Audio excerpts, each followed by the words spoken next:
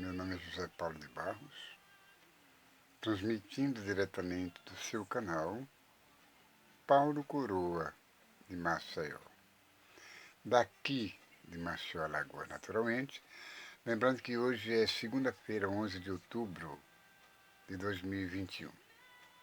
E se você ainda não é inscrito neste horrível canal, eu imploro que vocês deem um like, que vocês façam uma inscrição para poder esse canalzinho prosseguir, cambaleando, claudicando, e o YouTube possa entender que vocês estão tolerando, estão gostando um pouquinho do meu canal e possam recomendá-lo a outras pessoas, ok?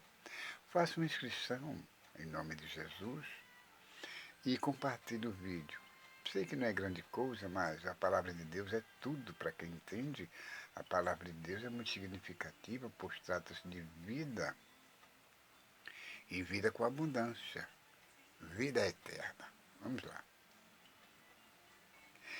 O que eu quero falar aqui para vocês é que outro dia no vídeo eu tentei falar sobre o Dia das Crianças, dizendo que no dia 12, amanhã, terça-feira, é o Dia das Crianças.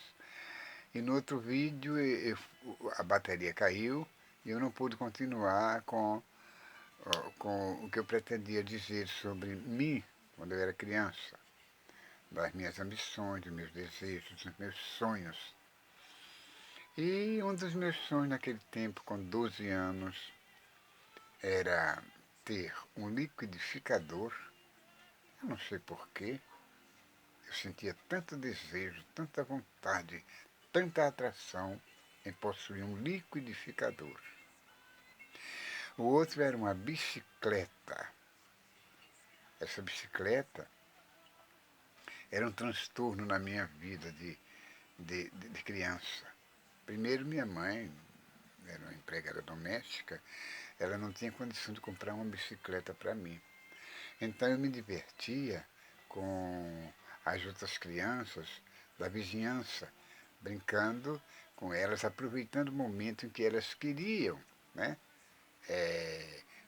permitir que eu andasse, usasse a bicicleta, enquanto eles usavam outros brinquedos diversos, velocípede, patinete e coisas parecidas.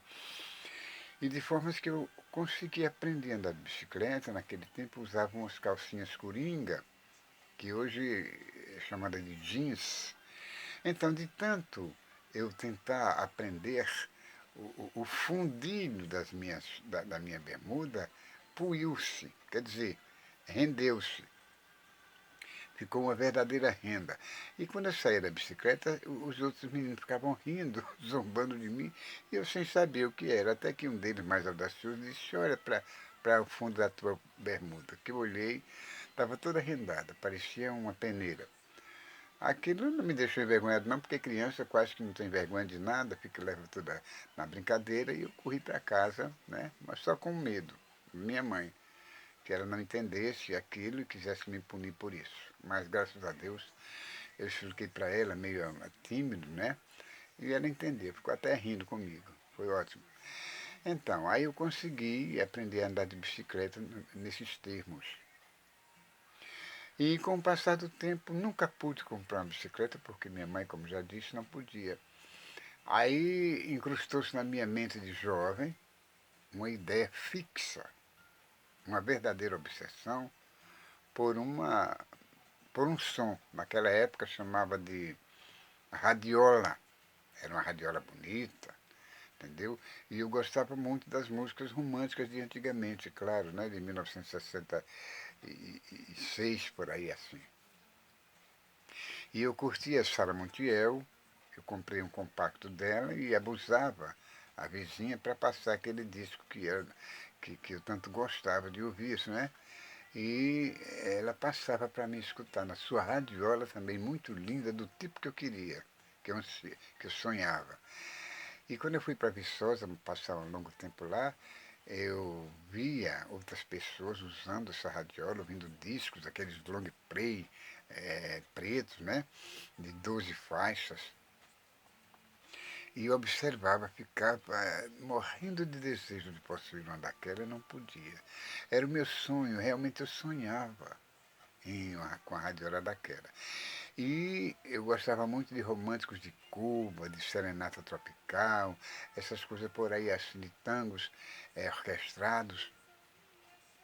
E eu ficava horas e horas ouvindo na calçada aquela radiola tocando, né? E eu ia para casa triste e alegre ao mesmo tempo, triste porque não podia possuir uma, e alegre porque tinha escutado, né, o disco da minha preferência. Coincidentemente, as pessoas estavam passando ele na sua radiola. Então, esse foi um dos 3 desejos meus que nunca foram cumpridos. Somente quando eu atingi a maturidade, a maioridade, aliás, é que eu pude realizar todos esses sonhos. Assim mesmo já frustrados, sem muito entusiasmo. É por isso que eu digo, vocês crianças que têm um sonho, não é difícil realizá-lo quando se tem aquela vontade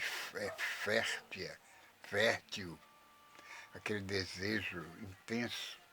Naquele tempo tinha Papai Noel, né? Mas os Papai Noel de antigamente parece que só atendia os ricos, né?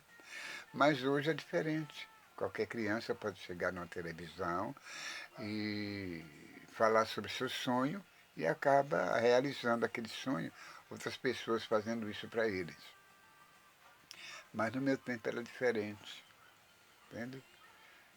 Uma televisão era uma raridade, não era nem colorida, entendeu? Inclusive o telefone era aquele telefone preto, de trim, de trim.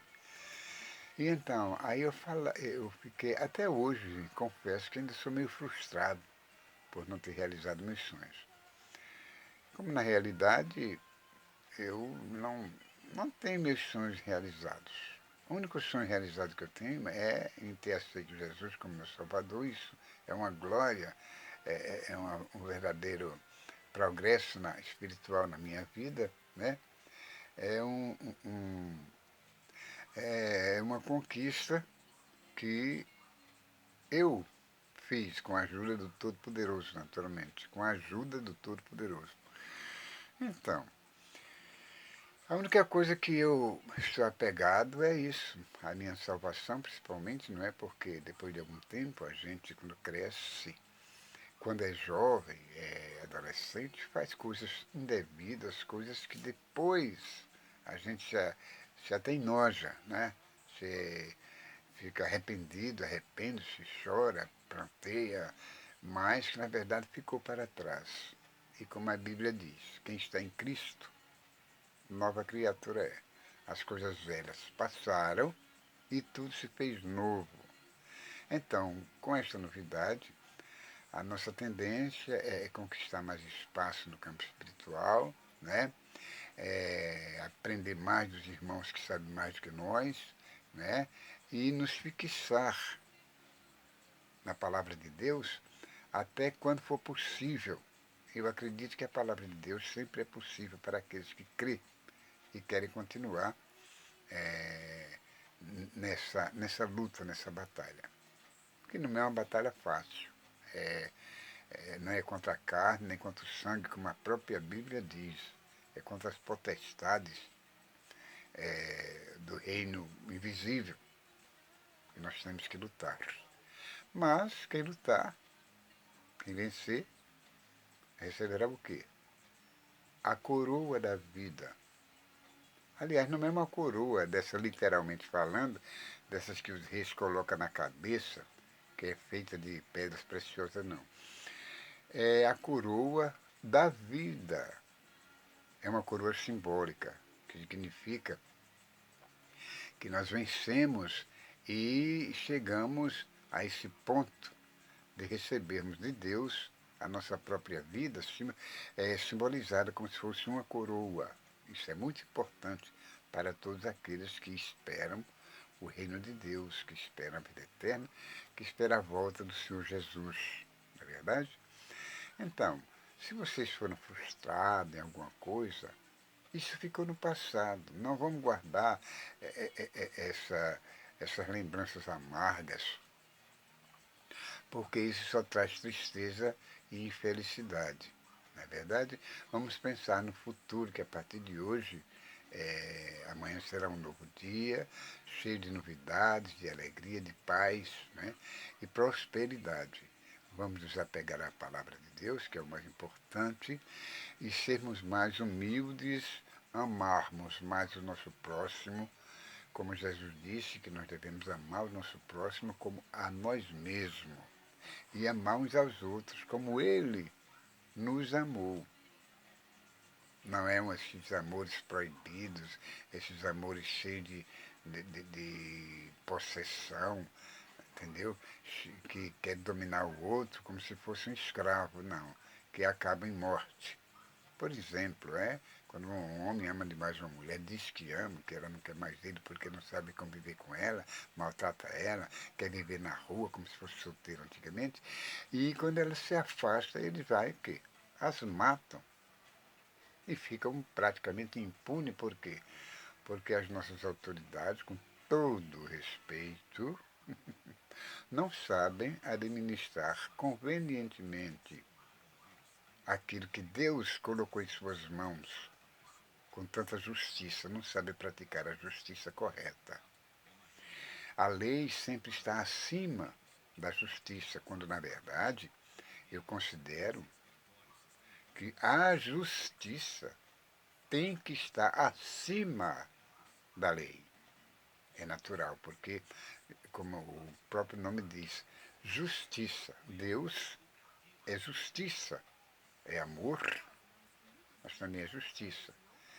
Deus também é lei, mas a justiça dele está acima de toda lei. Mas aqui entre nós, os homens, esses mortaizinhos, que querem, parece que tem um rei na barriga, querem se aproveitar da posição em que ocupam aqui na sociedade, na política e coisas parecidas, eles não sabem. Tudo o trabalho dele é para o seu próprio bem, seu próprio benefício, entendeu? Desrespeitando, menosprezando aqueles menores, os mais humildes, os necessitados. É por isso que o rei Davi sempre pedia a Deus que castigasse os ímpios, que não respeitavam os mais humildes, que defraudavam as viúvas, né, verdadeiramente viúvas, e que matavam aqueles pobres miseráveis que precisavam de ajuda, eles os matavam. O rei Davi pedia para que Deus também os castigasse como convinha. Mas hoje, né, Jesus apareceu e pediu que a gente orasse pelos nossos inimigos. Oh, é muito difícil, Senhor Jesus. Pode ser fácil para uns falsos crentes, mas um crente verdadeiro, mesmo que ele perdoe, ele sabe que é muito difícil isso que o Senhor pediu, né? Primeiro, amar o próximo como a si mesmo, que é muito difícil para alguns, e perdoar o próximo, o inimigo, orando por eles. Você imaginou você ser esbofeteado pelo inimigo e logo em seguida ajoelhar-se e pedir a Deus que o perdoe,